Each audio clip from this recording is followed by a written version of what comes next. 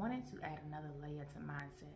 So for those that's been rocking with me and following me, once your mindset has transformed to abundance and thriving and elevating and in a healthier state, now it's time to secure the bag. Because many have been taught how to get the bag, but very few have been taught on the various ways to secure the bag, sustain the bag, and position the bag in such a way for it to multiply and for it to compound and build wealth. I talk a lot about mindset because your mindset can be your money maker or your poverty keeper. Your mind can be a beautiful garden that produces fruit, or your mind can be a terrible garden of comfort where nothing grows. Because if you can't change your mind, you'll never be able to change your life. But if you can change your mind, you'll always be in a position to change your life. I want people to know that, to understand that, and to work towards having an abundant mindset, a healthy mindset, and a thriving mindset, one step at a time, one day at a time. I honestly don't rely on motivation because motivation is temperamental, it comes and it goes. So I rely instead on my discipline because it's my discipline that's going to keep me consistent, that's going to keep me showing up, that's going to keep me pushing through when I don't feel like it or when motivation just isn't there. So discipline is what's my anchor. And that's what's going to keep me rooted and grounded in the moments that I don't feel motivated to keep going, or I don't feel motivated to get out the bed, or I don't feel motivated to continue to pursue the plan or pursue the goal. So discipline is what keeps me rock steady. Do you ever feel discouraged? Of course.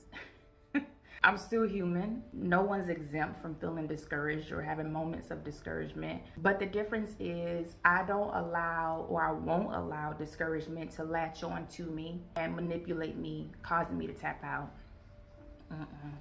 My grandmother always said, baby, if you're gonna go out, you better go out with some dignity. But whenever I do feel discouraged, I normally just pray to God and I ask Him to give me strength and courage in the moment that I'm in. And I like to listen to this song called Let Go. I believe it's by Dwayne Woods, if I'm not mistaken. And I always tell God in that moment out loud, I speak it out of my mouth like, yo, I still trust you, regardless of how this feels. Because feelings aren't always facts. So I trust you. I believe that proximity matters. Who and what is in close proximity to me can either add to me or take away from me. So first take inventory of who and what is in close proximity to you on a consistent, common basis. Your homies, your girls, certain family members, social media, music, TV shows. Take inventory of your environment because all of that matters. Focus on connecting yourself to informational platforms, positive platforms that causes you to grow, that challenges your way of thinking, so you can evolve and unlearn habits that you didn't realize you had. Or perhaps you didn't realize it was toxic because your old mindset normalized the toxicity. I am such a YouTube junkie. Literally every week I'm either locked into Myron Golden, Keep It Positive Sweetie, Vote Empowers, Darius Daniels TV, what is it called? Full Transparency, Wall Street Trapper. And as far as books, I would say Bamboozled by Jesus. Don't know the title because it was a good read, and Relational Intelligence. And the most recent book that I purchased was Power Moves. So that's what I would recommend.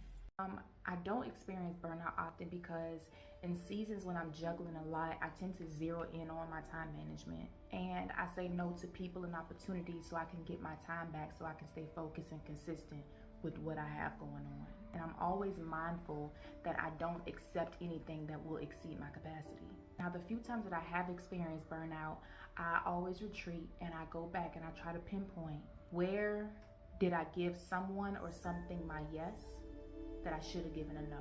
Because if I can pinpoint that, then I can pinpoint where I overextended myself, so I won't do it again.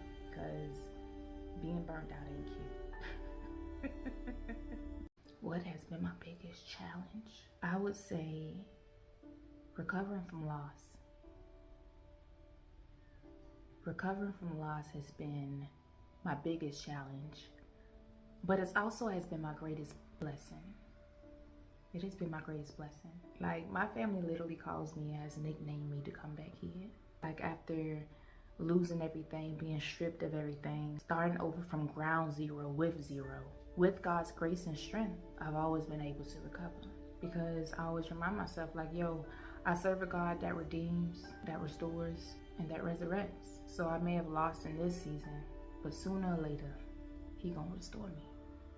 So I believe that, I remind myself of that, and I stand firm on that.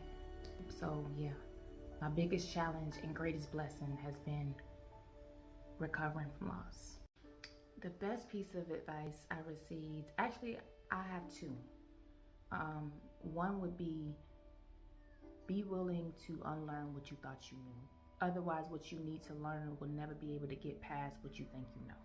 And number two is, when you're in rooms of greatness, don't rob yourself trying to capture the evidence that you was in the room, to the point to where you miss out on valuable exchanges by being in the room. So those were the two advices I was given that I always remind myself of, and I hold on to. Here's a fun fact about me. As a result of my prior career life, my body has been conditioned to operating and functioning under such high level of stress for all those years.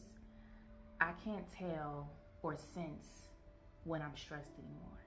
And unfortunately, my body started putting me down because it's been under such high level of stress for so long, and it's been in overdrive for so long, to the point to where it just taps out. So I handle my stress more so in a proactive way because of that. So I manage my stress by going to the spa monthly. And every week I take 2 to 4 hours to take myself out of work mode, out of thinking mode, out of creative mode, so I can just be. And that's how I figured out that this is what I have to implement in a proactive way to manage my stress. And it works. I rest. And when I say rest, I mean in terms of pulling back, relinquishing control. Because when I've experienced creative blocks, I'm unknowingly trying to force something, or I'm getting in God's way of Him getting the plan to me. So I pull back and I relinquish control, and I make room for it to come. And every time I do that, it comes to me and it flows effortlessly. To keep going anyway. Life gives us some hard, heavy gut punches, and it's distorted us in some ways. But that doesn't mean that you no longer have value, nor does it mean that you no longer have anything to give or to offer. You know, I wrote a book called I Am Worth Discovering because quite often we spend so much time discovering new people, new places, new things, new food, and we often neglect or overlook discovering ourselves. So never stop discovering you. You may have fallen, you made mistakes, you didn't get it right all the time, and you failed a few times. But when you fail, your value did not. So keep going anyway. I don't forget where I come from.